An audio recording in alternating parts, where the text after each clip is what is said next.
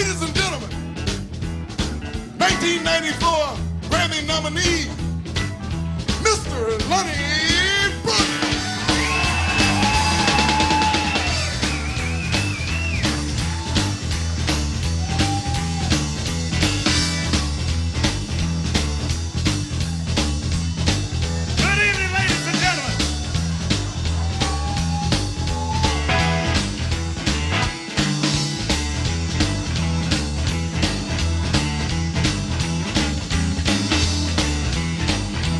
Are you ready to party tonight?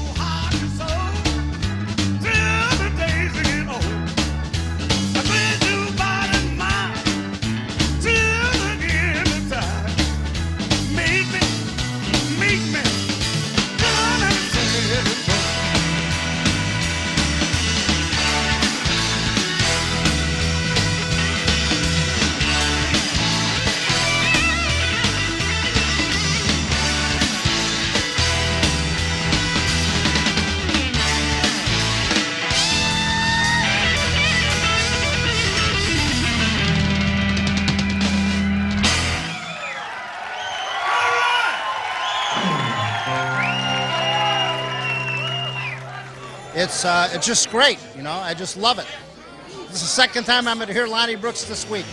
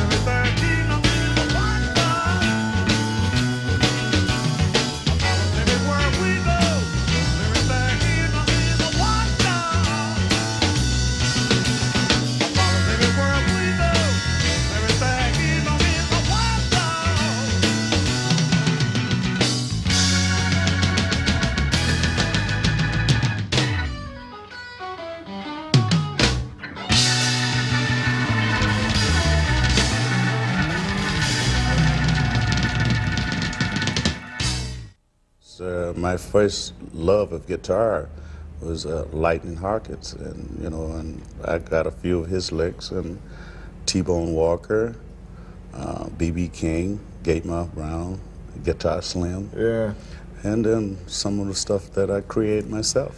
I unfortunately have never seen. I never got to see Guitar Slim. Well, I assume it's passed Real away. wild on stage. That's what I heard. I mean, and we were talking earlier about tricks. And I mean, not just musical tricks, but like acrobatic tricks. What was his act like? And what did you take? What did you steal from him? It's a good thing there's not a blues police force, because everybody is stealing from everybody. I mean, you just can't recognize, because I don't care who you are, you can't play exactly like someone. You can kind of fool the ear a little bit, but it will not. If you put those two people together, then you know. You can tell the difference. Yeah. But if one is playing, so he played just like B.B. King, or he played like Chuck Berry. But if you put them together, then you can tell the difference. But you know, you just get a little bit of a little from everybody, and then you change it to the way you feel. It be your feeling in it. See, music is playing music is like a fingerprint. I don't care who you are. I mean, it's you, and like causing how you feel. And how much love you have for it, it's going to stick out in the music, and the people are going to hear that.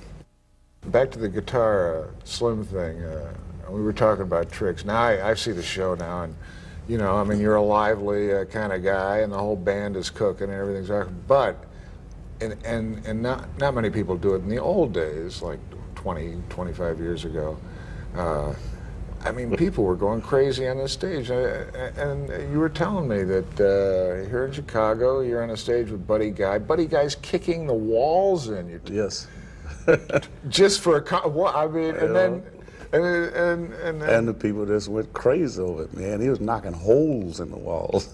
and so it's your turn to play. Yeah, you got to top Buddy Guy kicking down the walls, and what do you do? I couldn't top it, so I thought about, you know, I said, well, I'm gonna swing on this raft or something. You know, I jumped up on this 2x4 and this door across the door, and turned upside down and started playing the guitar. And so. When did you stop doing that, Lonnie?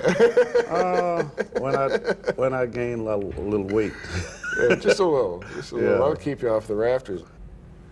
Was it Chicago that gave you that blues sound, or? Well, you know, before I came to Chicago, I was into rock, more or less rock, you know, and but blues is what I wanted to play from the beginning, you know. I fell in love with the John Lee Hooker and the Lightning Hawkins and Muddy Waters, you know, stuff. You know? But this was something that I couldn't feel at that time, you know. And because where I was living at, I was living in Port Arthur, Texas. They didn't play nothing but Zydeco music and country music. And the only time you'd hear some blues is when B.B. King or Gatemouth Brown or Muddy Waters or Lil Walter come to town, you know. And must be where Janis Joplin heard it. Yeah. Mm-hmm. And we didn't get a chance to hear that much blues. They didn't play that much blues back then. You know, you go to Houston, you could hear a lot of blues, but not where, you know, it's a little small town. Yeah. So I just, you know, when you round something, you can pick it up faster, you know. And so, you know, I played with Clifton Chenier, played Zydeco music. That was really the first music I played, was the Zydeco music with Clifton Chenier. And then I heard Chuck Berry. I said, oh, I like this kind of music, you know. And a lot of country music was going on at the time. So after I left Clifton Chenier, then I started playing, you know, rock and roll and country music. And then I got a chance to cut a record, and my first record was a hit in that area. You know? And I started playing in these clubs on, you know, like Louisiana and Texas and Oklahoma. And I had to play rock and roll, I really had to play Little Richard, Fat Domino, Hank Williams. Love to see them in a room together.